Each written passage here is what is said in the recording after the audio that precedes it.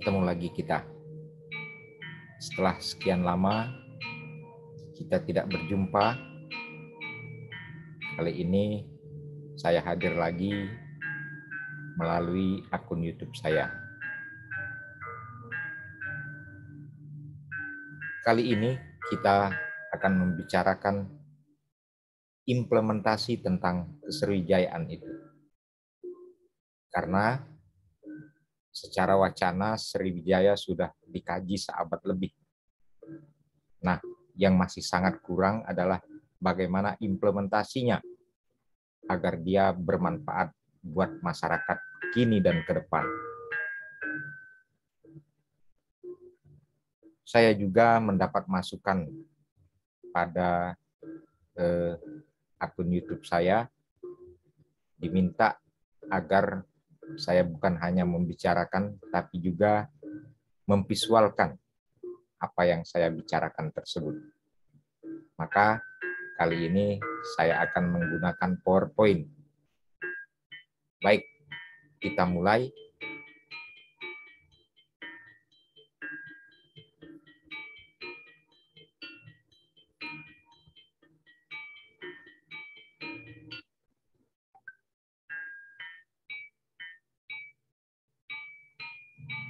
Kita akan membicarakan implementasi dari Sriwijaya, yaitu berupa Taman Miniatur Sriwijaya.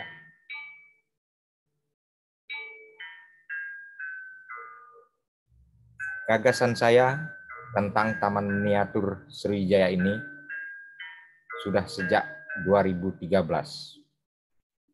Namun sampai saat ini belum terrealisasi. Ketika saya penelitian tentang Sriwijaya, saya juga dibantu oleh kawan-kawan menghasilkan 3 karya terkait Sriwijaya, sehingga dia merupakan trilogi karya Sriwijaya. Yang pertama adalah film dokumenter. Sudah saya unggah di YouTube, di akun saya. Judulnya Napaktilas Sriwijaya di Bumi Nusantara. Film dokumenter ini dipecah 4 karena size-nya panjang besar, sehingga di YouTube dia harus dibagi 4 bagian. Yang kedua adalah lagu dan musik tentang Sriwijaya. Juga sudah ada di YouTube saya, judulnya Lagu Jayasida Yatra Sriwijaya. Dan yang ketiga berupa buku tentunya. Yang pertama, buku Kerajaan Sriwijaya. Saya tulis bersama almarhum Eka Pascal dan Muhaimin. Terbitan Dinas Pendidikan Provinsi Sumatera Selatan. Kemudian dicetak ulang dan saya ganti judulnya Membaca Sriwijaya. Diterbitkan oleh Yayasan Tandi Pulau bersama Dinas Kebudayaan Kota Palembang.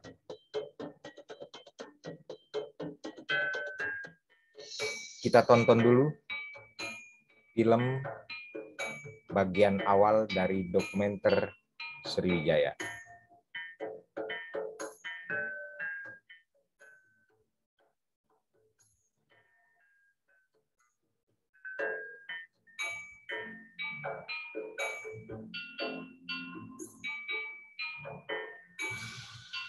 Kita tonton bersama.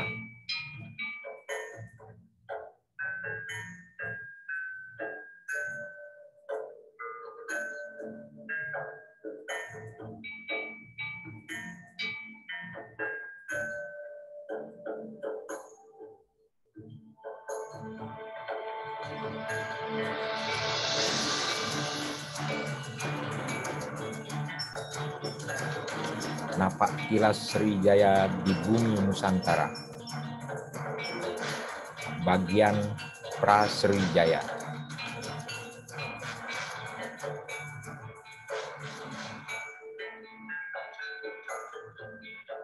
Ketika kita atau orang membicarakan Sriwijaya, cenderung hanya melihat kepada Sriwijaya. Karena itulah kita mencoba ketika akan membicarakan Sriwijaya, kita melihat jauh ke belakang sebelum masa Sriwijaya atau yang kita sebut pra-Sriwijaya. Masa pra-Sriwijaya di Bumi Batanghari 9 atau tepatnya di dataran tinggi Pasma di Bukit Barisan bagian selatan telah berkembang kebudayaan yang disebut tradisi megalitik. Tradisi megalitik adalah tradisi pemujaan terhadap arwah leluhur. Tradisi megalitik Pasma dari artefak-artefak yang mereka hasilkan dan tinggalan-tinggalan yang kita temukan hingga hari ini telah menunjukkan bahwa mereka pada masa itu memiliki tradisi atau kebudayaan yang sudah cukup tinggi. Hal ini dapat kita lihat bahwa mereka dalam hal teknik mematung, mereka bukan hanya menguasai teknik mematung dengan baik, tapi mereka juga secara material atau medium sangat memahami bahwa batuan-batuan yang ada di dataran tinggi Pasma adalah batuan-batuan yang baik sekali untuk dijadikan sebagai sebuah karya patung.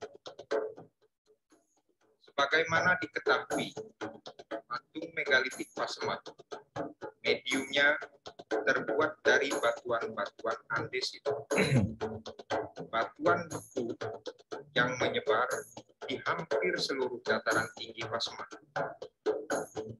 Karya atau tradisi megalitik Pasma sudah menunjukkan bahwa karya masyarakat pada masa itu merupakan karya terbaik pada masanya.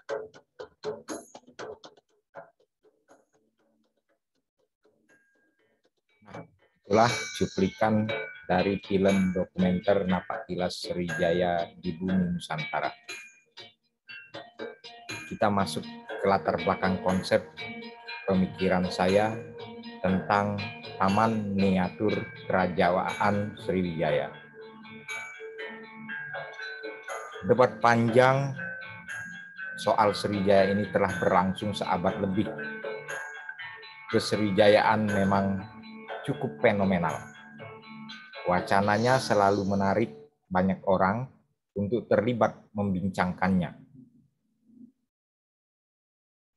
Seperti kita ketahui, Sriwijaya merupakan negara atau kerajaan maritim dengan sistem pemerintahan yang khas sebagai kedatuan, sehingga sering disebut orang juga Kedatuan Sriwijaya.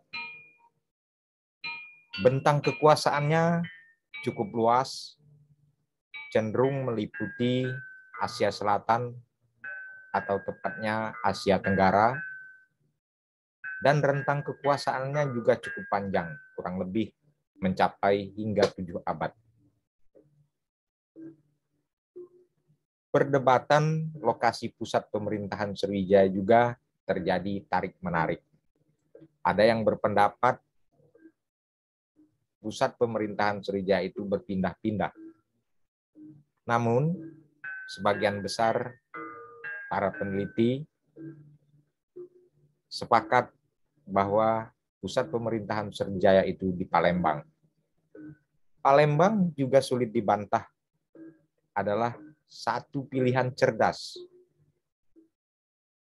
sebagai pusat kedatuannya, mengingat kondisi geografis Palembang yang aman dari gempa. Kemudian Palembang itu dibelah oleh Sungai Musi sebelum sampai ke Muara. Sehingga secara strategi posisi Palembang tidak di tepi pantai itu merupakan satu keuntungan. Sulit dicapai, sulit ditembus oleh para musuh dari Sriwijaya. Kajian saya tentang Sriwijaya ini memang lebih berdasarkan semiotika.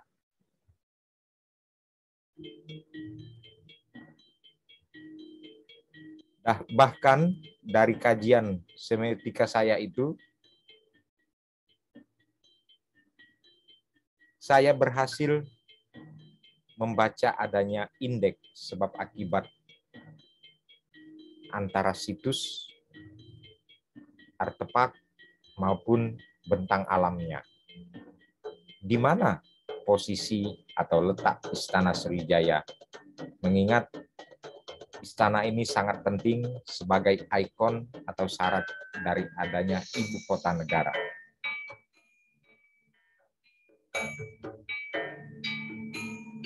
Membicarakan situs dan artefak tinggalannya yang tersebar luas, lengkap dan terbanyak berupa prasasti, candi, arca, keramik, kronik, dan sebagainya.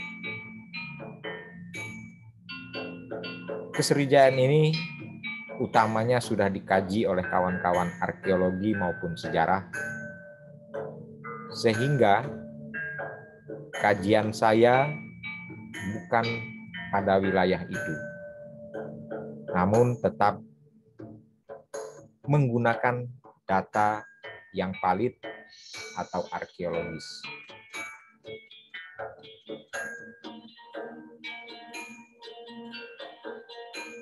Kajian kita atau kajian saya adalah kajian yang bersifat multidisiplin ilmu atas Sriwijaya. Karena sudah seabad lebih secara arkeologis. Bahkan kawan-kawan arsitek di Universitas Sriwijaya sudah berhasil membaca bangunan religi Sriwijaya yang berupa candi. Nah, tentunya ada pertanyaan. Kalau dia bangunan tempat hunian seperti apa? Maka fokus kita adalah pada seni dan humaniora. Tentunya terbuka untuk berkolaborasi dalam kajian-kajian. Yang pertama, Pusat Kajian Sriwijaya. Pertama kali saya paparkan pada Wali Kota Palembang ketika Pak Edi Santana Putra tahun 2013. Kemudian oleh kebijakan Pak Wali waktu itu dibukalah Pusat Kajian Sriwijaya di Gedung B sebelah Museum SMB 2 Palembang.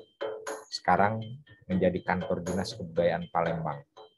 Namun ketika berganti wali kota, berakhir pula Pusat Kajian Sriwijaya itu.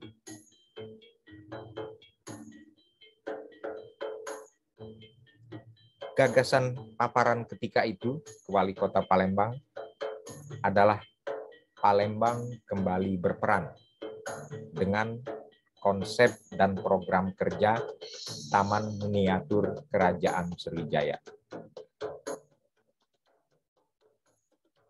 Dalam Taman Miniatur Kerajaan Sriwijaya itu akan ada gedung-gedung pusat data, pusat kajian, produksi dan pengembangan, sosialisasi dan informasi, kemudian area merekonstruksi Sriwijaya itu akan menjadi wahana wisata, baik ilmiah maupun wisata budaya. Dan adanya keberadaan Institut Budaya Indonesia atau IBI Sriwijaya.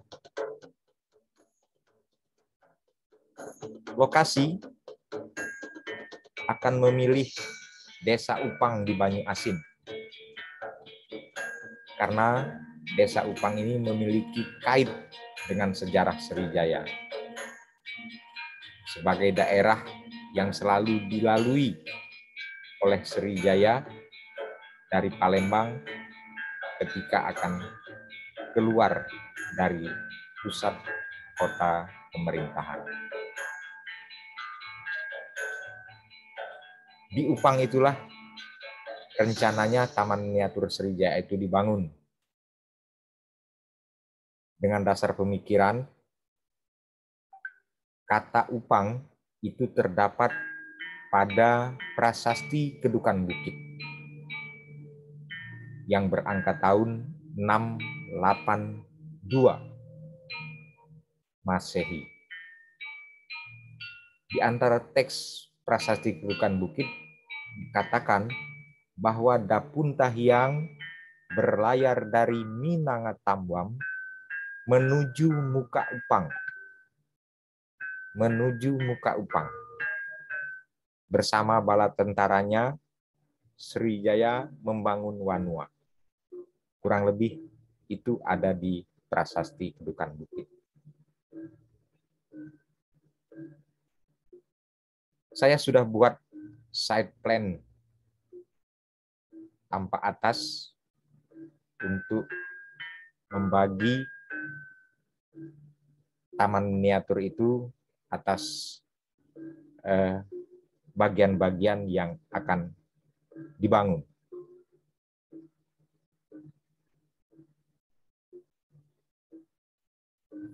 Ini adalah A, miniatur wilayah Sriwijaya, karena kita ambil dari masa kekuasaan Sriwijaya yang terluas itu sekitar abad ke-9, eranya Raja Balaputra Dewa.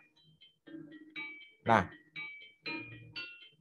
di Taman Miniatur Kerajaan Sriwijaya ini nanti akan ada kapal replika kapal Sriwijaya yang kita ambil dari relief di Candi Borobudur. Kemudian akan ada dermaga, kemudian ada replika prasasti Kedukan Bukit, akan ada monumen Raja Sriwijaya yang pertama, Dapun Tahiang Sriwijaya Nasa.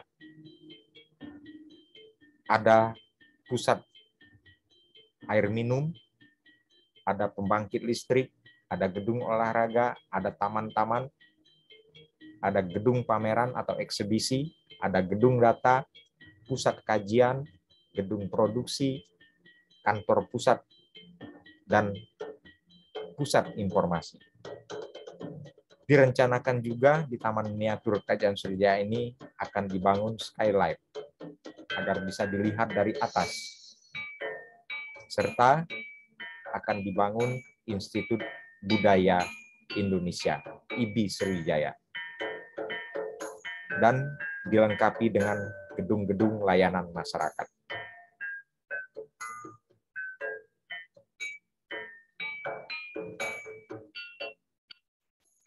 Visual tanpa atas, kita merekonstruksi Sriwijaya itu seperti ini.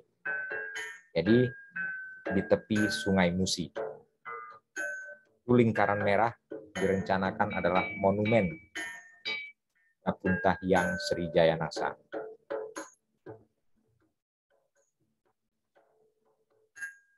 Itu adalah ring 1 Taman Miniatur Sriwijaya. Kita merekonstruksi khususnya peta wilayah kekuasaan Sriwijaya yang akan wujud berupa pulau-pulau dan air. Selebihnya merupakan sarana prasarana termasuk layanan masyarakat. Akan ditata sebagai gedung, jalan, jembatan, saluran air, ataupun sungai kecil maupun danau, kebun, taman, penghijauan. Sementara bentuk bangunan, kita akan mengambil unsur-unsur lokal, kayu dan terakota. Seperti untuk perguruan tinggi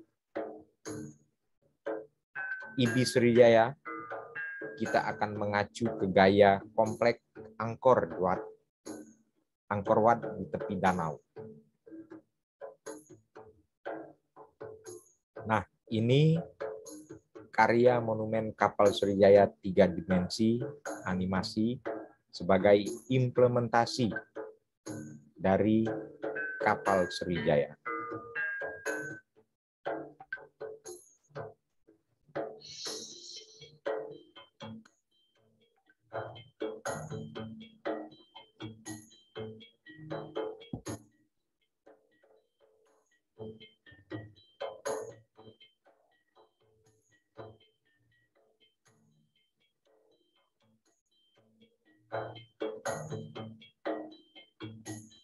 Kreasi monumen kapal Sriwijaya ini direncanakan dapat dibangun dimanapun jika diinginkan berdirinya monumen kapal Sriwijaya ini. Tentu sebagai implementasi dari kesriwijayaan yang nantinya akan dirasakan manfaatnya oleh masyarakat. Dan miniatur kapal ini juga akan hadir di taman miniatur Kerajaan Sriwijaya nanti. Dia akan berlayar dari pulau ke pulau. Hingga ukurannya tentu lebih kecil.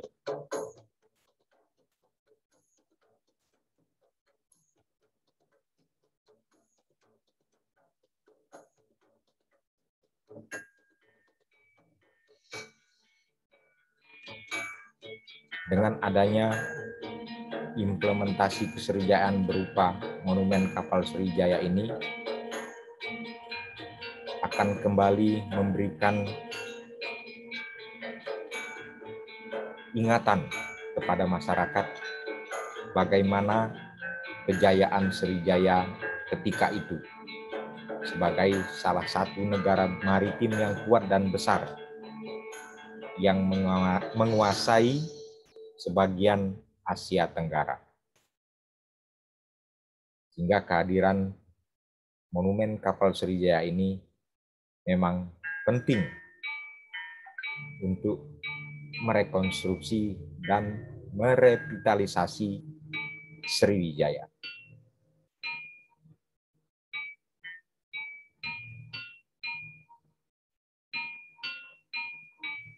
Dasarnya diambil dari relief kapal Sriwijaya yang ada di relief Borobudur. Nah, itulah rencana monumen kapal Sriwijaya. Di Taman Miniatur Kerajaan Sriwijaya nanti, bangunan-bangunannya kurang lebih seperti ini. Gayanya, konstruksinya, yang menggunakan bahan-bahan lokal dan gaya lokalitas yang kuat.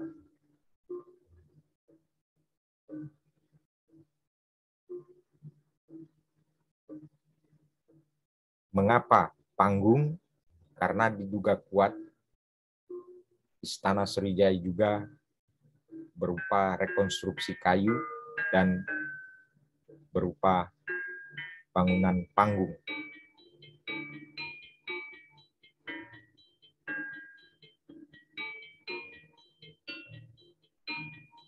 Nah, ini Angkor Wat sebagai prototip untuk kampus Institut Budaya Indonesia Sriwijaya nanti.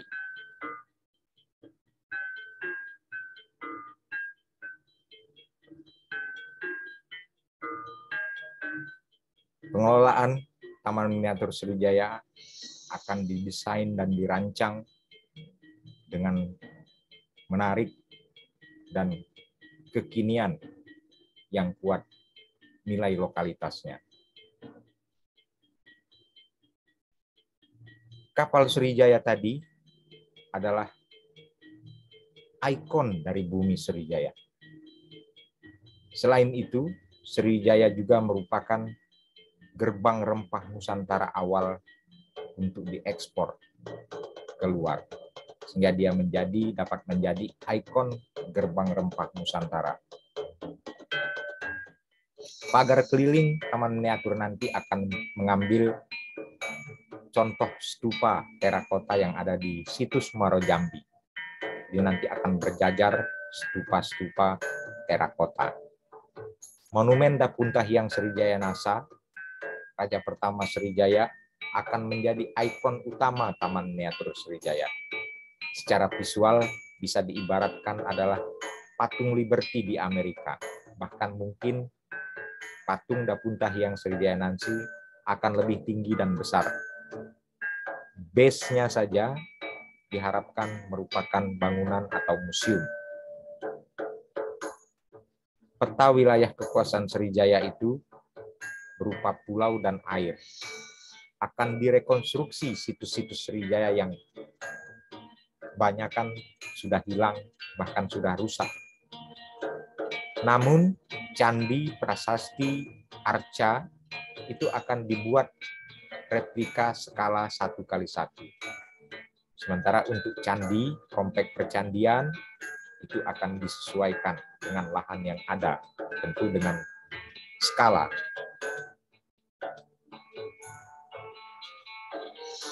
Kapal Sriwijaya, menurut RHM Akib 1967, panjangnya berkisar 13 meter hingga 70 meter. Jadi cukup besar kapal-kapal Sriwijaya dulu. Nah, ketika akan dibangun nanti, kita buat replikanya disesuaikan dengan kebutuhan lokasi. Demikianlah. Terima kasih atas perhatian. Sampai berjumpa lagi dalam tayangan berikut. Terima kasih.